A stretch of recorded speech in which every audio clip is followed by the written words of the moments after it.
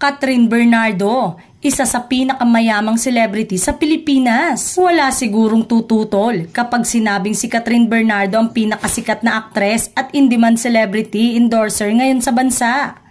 Parami ng parami ang mga products endorsement niya. Halos buwan-buwan ay may mga naglalabasan siyang TV commercials, online ads at naglalakihang billboards. Kamakailan lang, halos magkakasunod ang mga endorsement shoots niya. Nakadalawa kagad siya in a week. Proud na proud ang followers ni Catherine kapag may bago itong ginagawang advertising campaign at ilalabas na ang bagong endorsement. Super flex sila sa SOCMED. Marami ring fans na nag-uudyo kay Kat na maging active uli sa YouTube. May sariling YT channel siya, ang Everyday Kat na may 4.18 million subscribers. Pero last year pa ang huli niyang upload.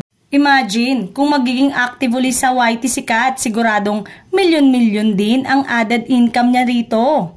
Ang bongga rin ng Asia's phenomenal superstar sa TikTok.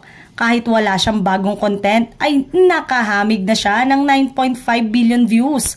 At patuloy pang tumataas ang numbers ng Catherine Bernardo TikTok hashtag.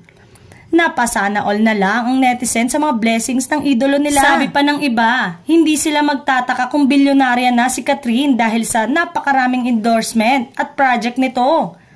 At sa dami rin niyang negosyo, ay sa napaka-babang edad nito, masasabi mong sa lahat ng mga kaedad at kasabayan na celebrity artist ay sikat ang bilyonarya na.